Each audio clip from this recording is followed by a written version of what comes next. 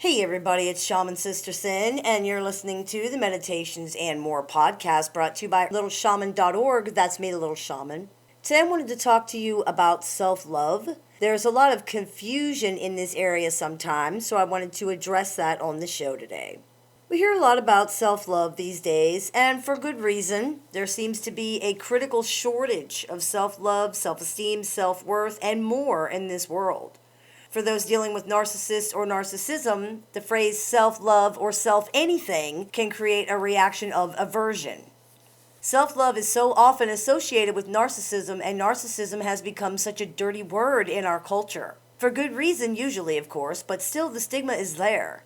People who have dealt with narcissists and narcissism may become almost phobic or paranoid about appearing selfish or as if they themselves are somehow narcissistic, and self-esteem or asserting their own needs can suffer because of that.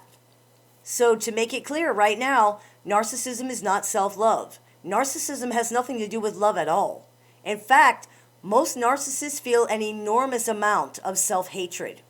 It's one of the biggest driving forces behind their behavior. The behavior of most pathologically narcissistic people is the result of primitive and immature defense mechanisms attempting to deny that self-hatred. Narcissism is self-centeredness. It's self-absorption. It is self-importance. It is self-focus and self-aggrandizement and many other things, but it is not self-love. People who truly love themselves are less narcissistic, not more. Narcissism is about compensation and denial. Self-love is about acceptance. Narcissism is about the endless pursuit of perfection. Self-love is about realistic goals and tempered understanding. Narcissism is about punishment. Self-love is about forgiveness. Narcissism is about the screaming ego. Self-love is about healthy and balanced self-esteem. Narcissism is about delusional beliefs regarding the self. Self-love is about understanding who and what you are and what you're not. Narcissism is about using other people to fulfill your needs and carry the responsibility for you because you can't do it yourself. Self-love is about being able to fulfill your own needs and carry your own weight. It's about self-sufficiency. Narcissism is about being fragmented. Self-love is about being whole.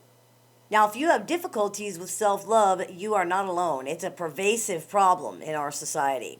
But you can address that. You can learn to love yourself and treat yourself better. It's not selfish. It is not narcissistic. It's necessary in order to be whole.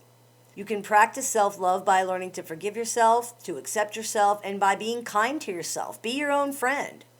A good exercise is to write down your thoughts about yourself and then evaluate how negative they are.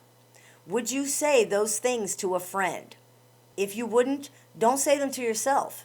You can learn to stop being so critical of yourself and so hard on yourself. Now, that doesn't mean that you just let yourself slide with everything you do and never hold yourself accountable. It just means changing the way you talk to yourself. Narcissists don't hold themselves accountable because their ego and sense of self-worth is so fragile that they can't handle even the responsibility of simple, small mistakes. People who practice healthy self-love and self-care know that it's not the end of the world because nobody's perfect. Everybody makes mistakes. Everybody has flaws. Everybody does things wrong.